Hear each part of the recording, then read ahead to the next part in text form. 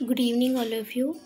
इस वीडियो में हम 3.6 एक्सरसाइज का क्वेश्चन सेकंड के पार्ट सॉल्व करेंगे। फर्स्ट क्वेश्चन है, Ritu can draw downstream 20 kilometer in 2 hour and upstream 4 kilometer in 2 hour. Find the speed of rowing in still water and speed of current. तो उसमें कुछ चीज़ें ऐसी हैं जो आपको पता नहीं होंगी। फर्स्ट मैं आपको डाउन स्ट्रीम का मतलब बता देती हूँ। डाउनस्ट्रीम का मतलब होता है जिस दिशा में नदी बह रही है उसी दिशा में जाना। अब देखो, अगर रिवर इस साइड को फ्लो कर रही है तो ऋतु जो है वो नाव के थ्रू इसी तरफ को जाएगी जिस तरफ को नदी बह रही है। और सेकंड है इसमें अपस्ट्रीम। तो अपस्ट्रीम वो होता है जब आप अगर इस तरफ को नदी बह रही है और आप इस तरफ को जा रहे हो, मतलब नदी के बहने की अपोजिट साइड में जा रहे हो। और करंट क्या होता है इसमें? करंट का मीनिंग होता है फ्लो, रिवर का फ्लो किस साइड है, ठीक है, फ्लो की स्पीड। अब जैसे स्पीड ऑफ करंट आपसे पूछा है तो रिवर के फ्लो की यानी उसके बहाव जो है उसकी स्पीड क्या होगी ये आपको बताना है। तो उसमें दो चीज़ें हैं, एक ऋतु की बात कही है और एक करंट, जो नदी के बहाव जिस तरफ को होता है उसको करंट कहते हैं। नदी के बहना उसको करंट बोलते हैं। तो ऋतु की स्पीड को हम x किलोमीटर पर आवर मान लेते हैं क्योंकि इसमें किलोमीटर और आर में दे रखा है, तो स्पीड होगी किलोमीटर पर आवर में। और करंट की स्पीड को हम y किलोमीटर पर आवर मान लेते हैं, ठीक है। अब देखो, speed is equal to distance upon time होता है, उसी से हम इस क्वेश्चन को सॉल्व करेंगे। फर्स्ट थिंग मैंने आपको बता दी है about upstream and downstream. Next है इसमें आपका कि अगर आपकी स्पीड, आपको दो चीज़ें थी, अपस्ट्रीम और डाउनस्ट्रीम।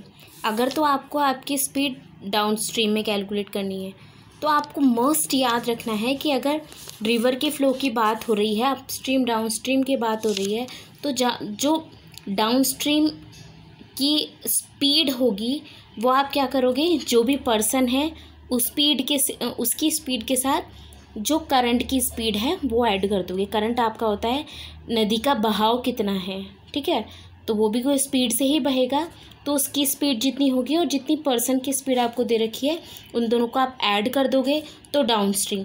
डाउनस्ट्रीम का देखो क्या मतलब होता है।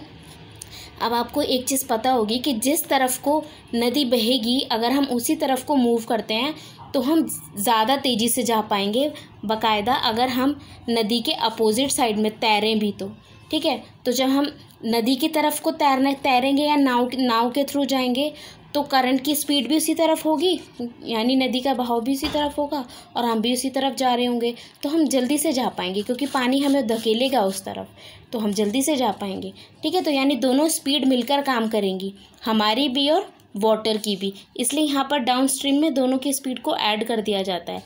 और रही अपस्ट्रीम की बात, तो अगर अपस्ट्रीम की बात हो रही है, हम पानी की दिशा के अपोजिट दिशा में जा रहे हैं, तो हमें क्या होगा, पानी की दिशा अपनी तरफ खींचेगा। पानी इधर को बह रहा है, हम इधर को जाएंगे तो पानी हमें अपनी तरफ खींचेगा तो हम पीछे हो जाएंगे, तो हमें जहाँ तक जाना है वहाँ जाने में टाइम लगेगा, तो यानी कि स्पीड क्या हो जाएगी, हमारी कम हो जाएगी। तो इस वजह से हम अपस्ट्रीम में करंट की स्पीड को अपनी स्पीड से माइनस कर देते हैं। अब हम कैलकुलेशन करेंगे फॉर डाउनस्ट्रीम, ठीक है। तो अगर हमें स्पीड या कुछ भी चीज़ कैलकुलेट करनी है तो फर्स्ट हमें speed is equal to distance upon time चाहिए होगा। तो स्पीड आपने यहाँ पर क्या ली है, डाउनस्ट्रीम, क्योंकि हम कैलकुलेशन डाउनस्ट्रीम के लिए कर रहे हैं तो उसी की वैल्यूज़ पुट करेंगे। तो डाउनस्ट्रीम की स्पीड क्या है, x + y।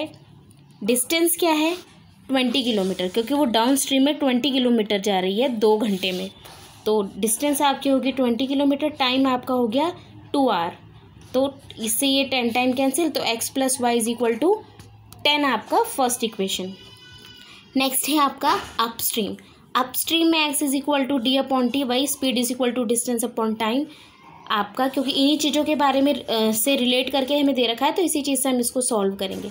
अपस्ट्रीम में कैलकुलेशन कर रहे हैं तो अपस्ट्रीम की स्पीड लिखेंगे हम, जो हमारी क्या है, x - y, तो ये आपकी x - y स्पीड हो गई।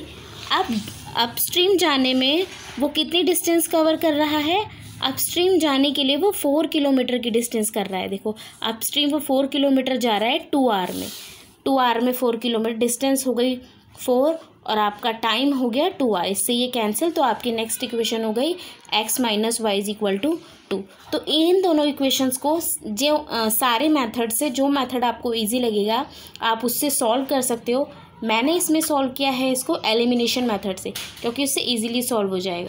यहाँ देखो, एलिमिनेशन मेथड से हमें प्लस माइनस से कैंसिल आउट करना होता है। अगर हमारे अपोजिट साइन नहीं बन रहे हैं तो हम साइन चेंज कर कर अपोजिट साइन बनाते हैं, ठीक है। लेकिन यहाँ पे हमें सेम टर्म अपोजिट साइड में मिल रही थी, तो हमने y से, देखो y से माइनस y करेंगे तो 0 आएगा ना, तो वही है। और x यहाँ पर दोनों प्लस के हैं तो ऐड हो जाएगा 2x, यहाँ भी दोनों प्लस के हैं तो ऐड हो जाएगा 12।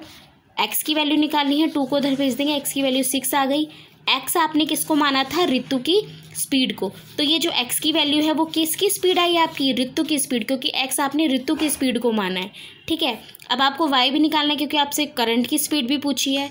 तो किसी भी इक्वेशन में आप x की वैल्यू पुट करो, y की वैल्यू निकाल लो। और y आपने किसको माना है? करंट की स्पीड को। तो y आपका क्या हो गया? स्पीड ऑफ करंट, जो आपकी आई 4 किलोमीटर पर आवर।